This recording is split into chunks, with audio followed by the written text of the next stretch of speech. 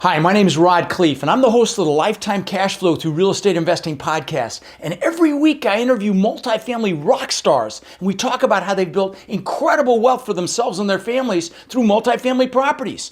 So hit the like and subscribe buttons to get notified every Monday when a new episode comes out. Let's get to it.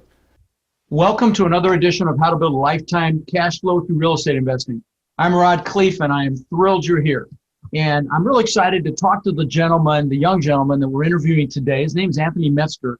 And Anthony's first deal, we have lots of people that come on the show that started with a house, started with a duplex, started with a fourplex. Well, Anthony's first deal was a 218-unit apartment complex. So we are going to dig into that. Welcome to the show, brother.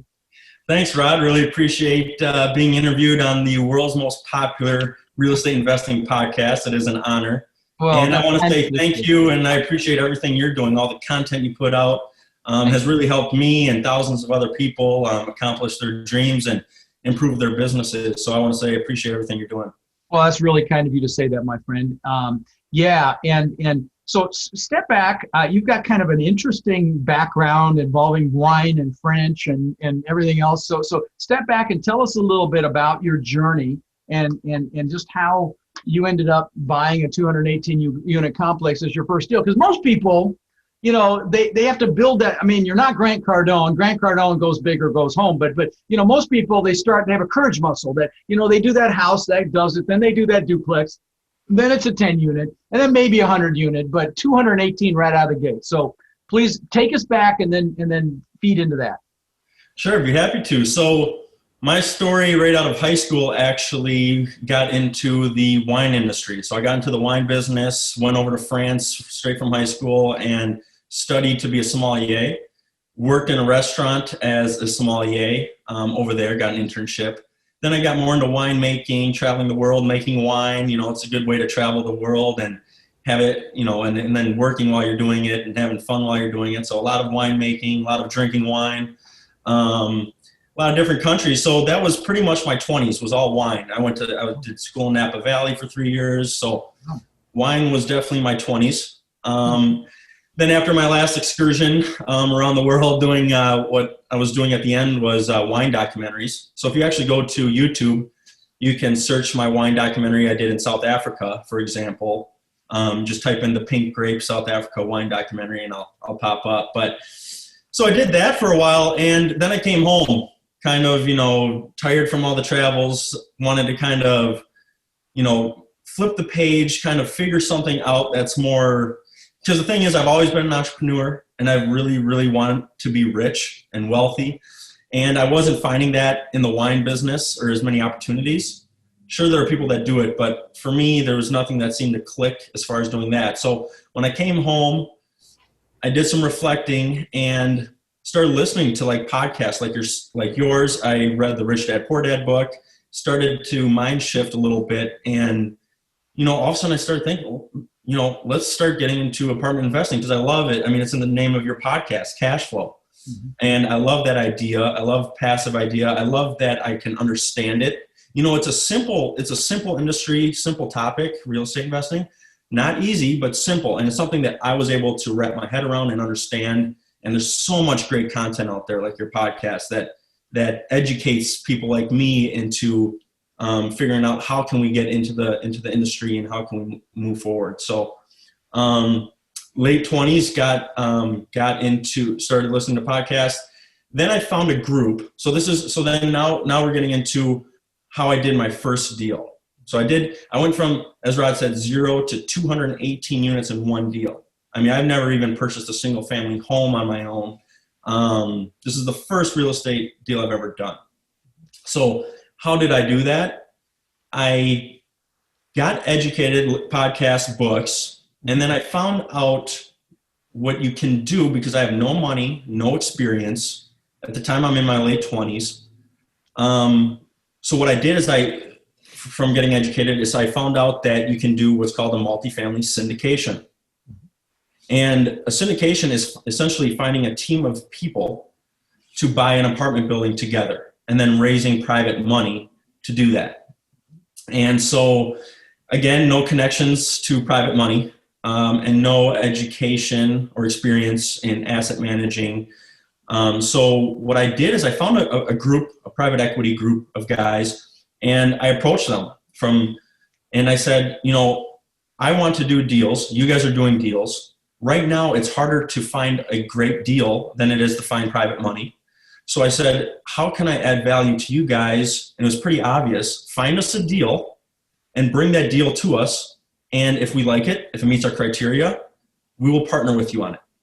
And that's what they said to me. And I said, you know what, I'll take it. Let me stop you for a second, just because you've said so many awesome things. This business is simple, but you're right, it's not easy. Okay, you actually have to work it. Yes, you have to get up early, stay up late, and do what it takes to make it happen. But what's so awesome about what you did, I teach this stuff, and you just did it, organically, is you look to add value. You look at what your superpower might be, and you don't focus on your weaknesses, be it analysis, be it, as operations, asset manager, you've never done it before, but you can go make relationships and talk to brokers and find deals. So you hammered in on how you could add value, and that's how you approach this group. And that's the best way to do this, guys. You don't have to wear all the hats. You figure out, maybe you're analytical and you're great at analysis. So you bring that to the table. Maybe you're like Anthony, who's obviously a people person. Hell, he used to push wine on people. So you're definitely a people person. And so you're going out there making relationships. Maybe you're you're the operations. Maybe you've worked in a business where you're in project management, or you're great with operations. You bring that to the table. So there's so many ways to get into. Maybe you've got a high net worth and some liquidity, and you bring your resume to the table, or you put up the at-risk capital, the earnest money, the third-party report costs, the finance charges. So there's so many ways to get into a team. But guys, this is a team sport. So I just want to add, just wanted to hammer home what you did, that you focused on what you're good at, and that's what you brought to the table. So how'd you find the deal? Tell us about that. Sure thing. So once I got the okay, go find us a deal. What I did is I learned their criteria. I learned how to underwrite. I learned their tool in which they use to analyze deals. And keep in mind, Rod and everybody, that when I started doing this, I wasn't on a payroll. This was after I got home from my 9-to-5 job. I would go to my apartment and I would educate myself. I would analyze deals. I'd practice on deals. I'd call brokers. This is all after I just put in an 8-9 hour shift at work. So like Robert talks about in his book, Rich Dad, Poor Dad, where the lesson was work for assets, work for an outcome. Don't just focus on working for money. And that's exactly what I did to achieve this 218 unit. Let me interject something, guys. I'm seeing him. If you're on iTunes, you're not seeing him right now. Well, behind him, he's got the cash flow game sitting on his table. He's got a hat that says cash flow. And you've got Benjamin Franklin, it looks like, and Thomas Jefferson and George Washington on the wall behind you. I freaking love it. Got an awesome backdrop. But what you said is so profound, because, and of course, so many people's lives have been changed by Kiyosaki's books about not working for money and having money work for you. So, but you got the memo. So you got yourself educated. You made sure you were bringing deals in the parameters that these guys wanted them in. You found some, they got some software to do that, and there's lots of great software out there you can do this with, guys. And that's what you brought to the table. So you're evaluating, you're learning, you're growing. What next? Right. So once I got the go ahead to get started, I spent 1.5 years analyzing deals. Wow. Before I found this one deal. Wow. So that's 1.5 years of going home after work, analyzing deals, 1.5 years of educating myself, 1.5 years of not getting paid to do this work, all to reach an outcome. So my goal was to do my first deal. That is my goal at the time when I first get started. Mm-hmm. So I just, it's like this book, I do the Miracle Morning, and there's this book I'm reading part of it called The One Gary Thing. Keller. Yeah, Gary Keller. Yep. I had the co-author on my podcast. Awesome book. Awesome, right. And so here my one. By the way, we didn't let you say it. It's The One Thing. The book, The One Thing. Gary Keller. Forgive me. I could see it, but you guys listening couldn't. Oh, right. So in that book and like from hearing your podcast stuff, so I focused on my one thing. My one thing was do my first deal. So then I backtrack from that. How do I do it? I network with this GP group, this private equity group, and I educate myself and I analyze deals. So those were the 3 paths on my roadmap to achieve my goal. And So a year and a half of analyzing deals on my own time after work. So did you get frustrated? Guys, I want to talk about this. You've heard me talk about this before. It's that first deal. It's always the hardest. You call it the law of the first deal, whatever you want to call it, where, it takes the longest. It's the hardest. It's the most frustrating. It's the most stressful. And then once it's done, you're like, was that all there was? Shit, I got this. And boom. And I see to my students all the time, they get, it takes 8 months, a year, maybe a year and a half, like in your case, to get that first deal. And then next thing I know, they've got hundreds, maybe 1,000 doors. It's just crazy. It happens. It's like clockwork. But anyway, so talk about the journey itself. Sure. How did you maintain your focus and your motivation when you got discouraged? Because a year and a half is a pretty good chunk of time. It is, and I did get close on a few deals during that time. They did not work out. I got to a point where we agreed on a price on a deal and actually couldn't agree on the terms in the purchase agreement. And that was heartbreaking for me because I had gone, and this was out of state. I went, I walked the property. I was so excited. This was going to be my first deal. Heart's pounding out of the chest. And then it all came crashing down as quick as, just really fast. So how do I recover from something like that? How does someone recover and keep motivated? After that one, I did take a step back and reevaluated. I mean, you have to at that point. But okay. I looked at all my options. I realized there's just too much good content. I mean, in your podcast, you're telling about all the stories. This works. Mm-hmm. So I can't give up on the first one. You got to be anti-fragile. You gotta get back up. You got to keep going. And one thing, so part of my Miracle Morning too is I wrote down my why and my purpose. And so while you're on this journey, you got to have a why and a purpose in life. And that will help you get through these tough times. What's your why, by the way? You said you want to be rich and wealthy. Why do you want to be rich and wealthy? Just I'll read you my why and purpose. It's in a paragraph. My why and my purpose is to become financially successful and free so that I can own and control my life and my time. This will allow me to chase my spiritual purpose in life, which is to have a healthy and beautiful family, as well as to create positive, impactful art via the creation of documentaries, as well as writing books, coaching, and creating a school. Oh, I freaking love that, brother. And you know what? Success is inevitable because power moves to those that serve. And your why is not about you. It's about adding value. I freaking love that. Now, are you single, kids, married? What's your story there? I'm single. Yep. Okay. All right, ladies. You heard it. This guy's going places. I love it. Give me a few more years to achieve that, and then I'll be good to go. Okay. Now listen, you're well on the way. So you found the deal, you brought it to the group, it made sense, and you closed on it. And I know you've done a smaller deal since then. You got a fourplex, and you're on the way. And right. And what are you doing now? Are you out there doing any other pieces of this business? Are you building relationships with potential investors, brokers? Talk about what's next. What are you doing now? Sure. So I've done the first deal, and then I house hacked a fourplex with my acquisition fee. Now I'm on to the next step, which is build my investor network, which I'm currently doing. Mm-hmm. I've also got other partners since doing this deal. I've met other people that are also doing deals, and so I've got other GPs I can bring deals to. I can now bring money to their deals. How are you building your investor list? So I'm actually just starting that process. Let's talk about that for a minute. Yeah. So guys, there's so many ways you can do this. That you can build reach. I mean, I've got warriors. My students are called warriors. I've got warriors that probably 2 or 3 dozen that have started podcasts, for example, and I've helped them do that. You can start a meetup group. I was the impetus for the largest group of meetups there is out there right now. You can do a LinkedIn channel. You can do a YouTube channel. Instagram. I've got this young kid that I connected with his partner that's killing it on Instagram in this business. So there's so many ways you can create that reach to maximize what you're doing. So it's not just one-on-one. So have you thought about that, Anthony? Have you thought about a vehicle? Yeah. So the way I'm starting is I'm starting from the center, from the network of friends and family.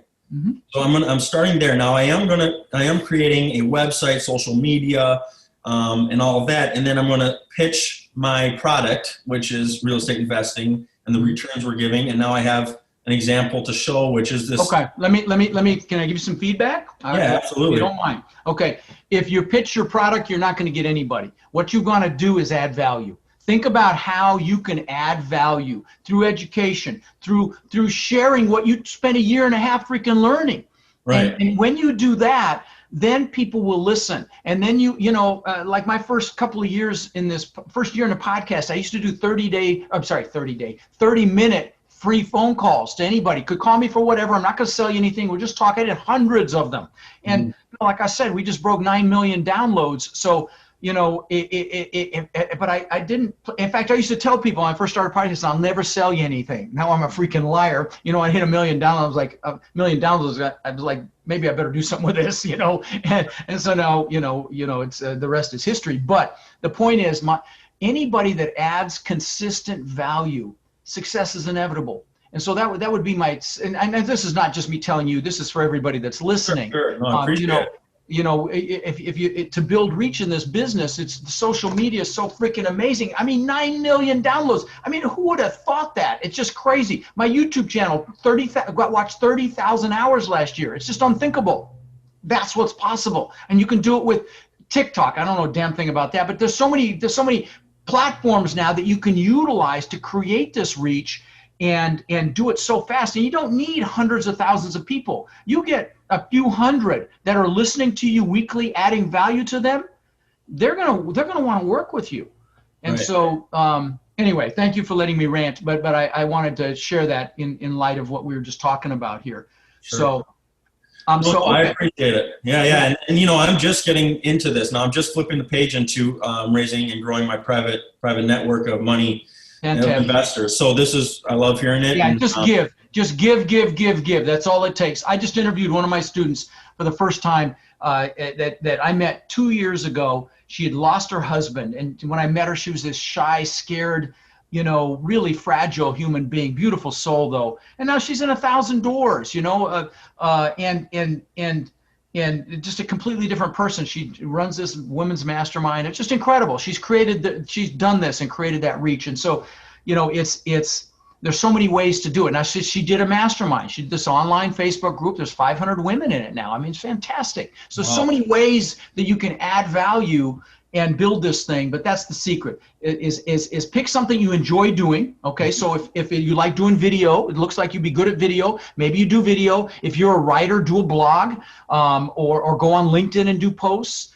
If you're more auditory, do a podcast. You can do audio only. I don't recommend it. You should do audio visual because you can throw it on YouTube too. I was blown away. We just threw the podcast episodes on YouTube and there's like 30,000 hours. I'm like, holy crap. And we're going to exceed that this year. But so just pick the medium that you feel comfortable with, the best with, and that's the one you use to add value. But you could just teach the things you've learned. It's so simple. And by doing that, you're perceived as from a position of authority. Like, if you start a meetup, you fake it till you make it. You act as if, and that's how, people will, even though maybe you're just the host and you bring in guests, they're going to think you're an expert because you're the one who put the thing together. Right. Right. So anyway, I'll stop ranting. But so that's what's next for you is finding investors, building that investor network, continue to build relationships.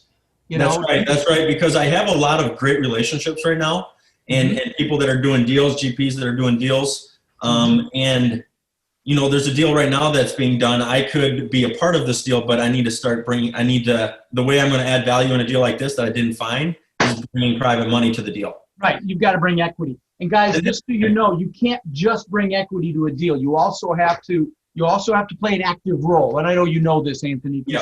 But let me ask you this, buddy. You're not like real old. You're 31 years old. But, with what you know now, would you have done anything differently? Or do you feel like you've done this just in the right sequence for yourself? It seemed, what would I have done differently? I was so focused to getting that first deal that I did one thing very, is that the best way, to spend a year and a half? Maybe, maybe not. But moving forward, like I just did this house hack on this fourplex that took so much time and focus. Now going back, I would have done it again. but it took me out of so many other bigger opportunities. Like I said, I'm just starting to get into raising private equity.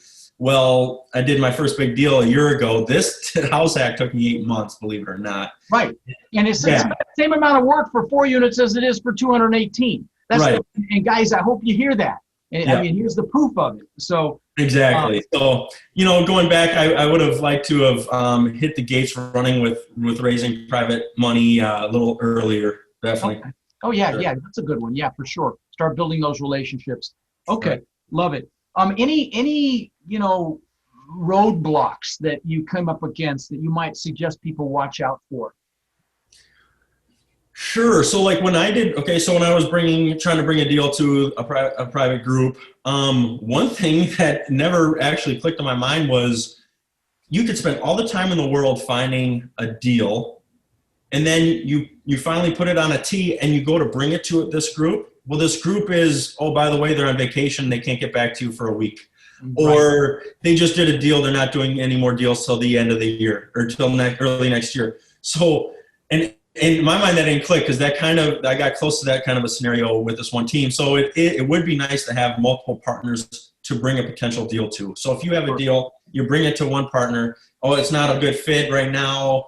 I just closed on a deal. Okay, go and let's pitch it to another partner. So having multiple avenues in which to bring a deal to would have definitely helped. Sure, and that's why you build relationships, guys. As you go out there, you go to these live events, and the student that I was just talking about that I just interviewed, she's been to like the last 6 of my live events and that's my most successful warriors are the ones that are the most connected. You build those relationships, and you've got multiple opportunities to pitch deals. And so very, very important. Let me ask you this, buddy. What did you have to give up? Because progress requires sacrifice. What did you have to sacrifice to be where you are today? Sure. So going back to the 1.5-year journey of after work, going and analyzing deals, there's a lot of sacrifice in that. You're not going home and visiting your parents and your younger siblings as often as you would probably like. I definitely sacrificed a lot of traveling. My 20s was all traveling. I haven't done really good, solid, consistent traveling that's something I absolutely love, Right. I actually miss right now with all the crap going on, but we did sneak over to Mexico a couple times, but I'd love to go back to Europe and anyway, I'm sorry. Yes. And that's exactly it, so exchanging, sacrificing the time of doing some of the pleasures in life to buckling down and working and looking at spreadsheets and stuff. And it's like, do I really want to do this? I just want to go have a beer with the boys, or I just want to go on that trip that my brother and his wife are going on, or I want to go and buy the new car. But so you got to make those sacrifices. And again, I'm like you pointed out earlier, I'm single, I'm 31.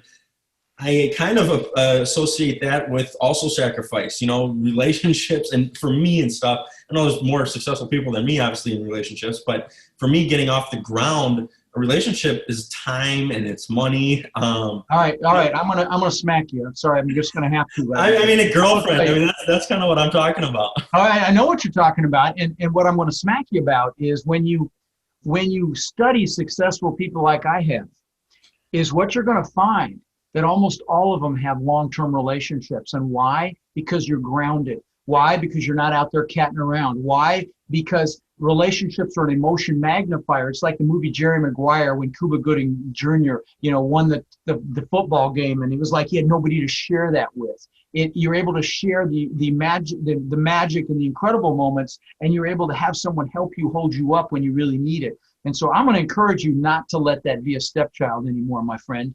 Okay. And anybody listening in the same situation, again, this is not me picking on you. This is hopefully, adding value to the whole listener base here, but relationships are so important, and intimate relationship I'm talking about here.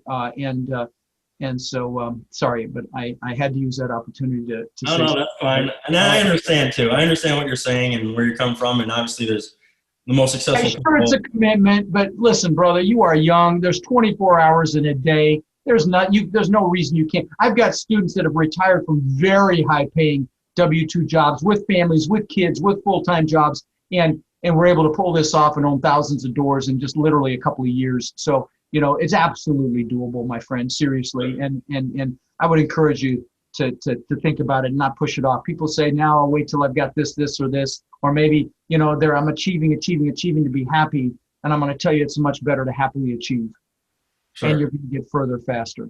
Okay. So let me ask you this, a couple more questions. Number one, if you were going to give some advice to someone new, hasn't taken action yet, what might you tell that person? Somebody that's, been looking at this, been listening to my podcast, hasn't done anything yet. What might you tell that person? One thing is that I really liked that helped me was write down your why and your purpose. Yeah. Start working on your mindset. Start developing your mindset to create that sort of internal flame of motivation and not give up.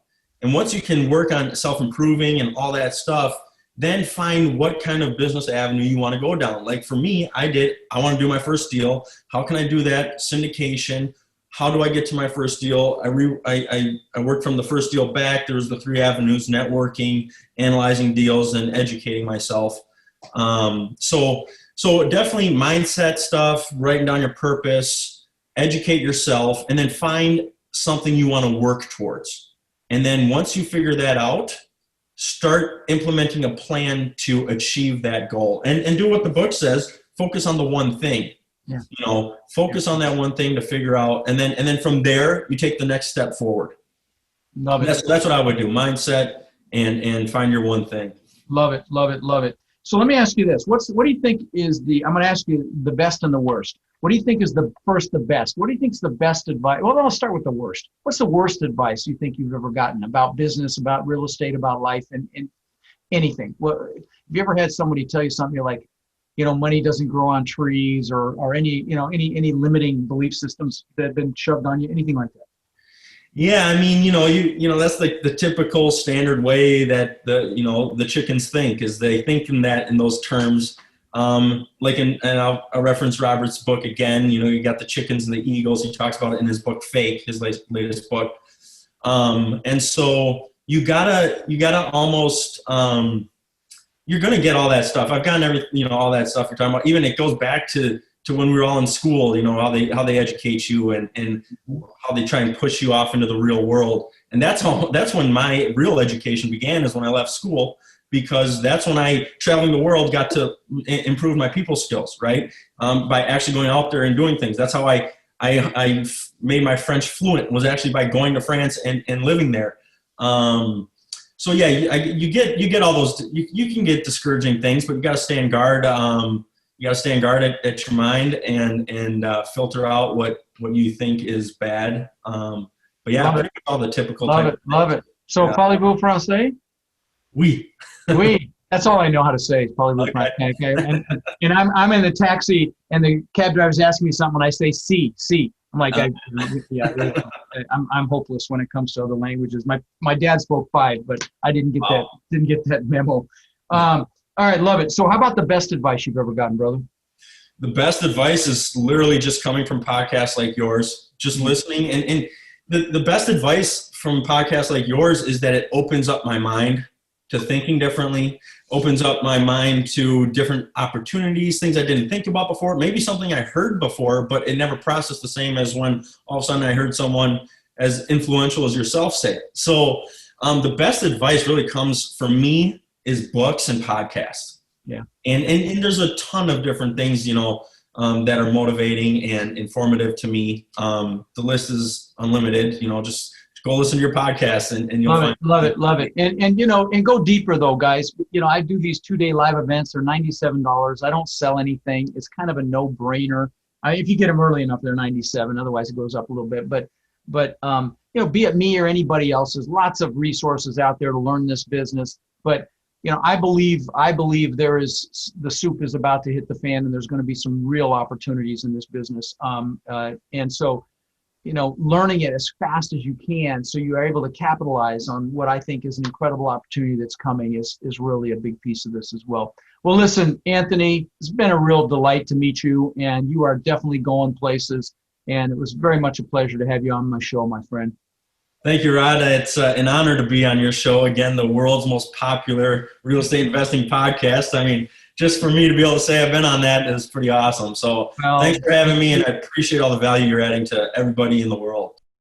Rod, I know a lot of our listeners are wanting to take their multifamily investing business to the next level. Now, I know you've been hard at work helping our Warrior students do just that using our ACT methodology, which is awareness, close, and transform. Can you explain to the listeners how they can get our help? You bet. Guys, we've been going nonstop for 3 years, building an amazing community of like-minded people. And our coaching students, which we call our Warriors, have had extraordinary results. They've purchased thousands and thousands of units. And last year, we did over 1,000 units with our students. And we're looking to grow this group and take it to the next level. We're looking for people who want to follow a proven framework that's really step by step, and then leverage our systems and network to raise equity, to find and close deals, and to build partnerships nationwide. Now, our Warrior community is finding success in any market cycle. So if you're interested in finding out more about how you can become more of our incredible network and take advantage of the incredible opportunities that are coming very soon, apply to work with us at mentorwithrod.com or text CRUSH to 41411. That's mentorwithrod.com or text CRUSH to 41411.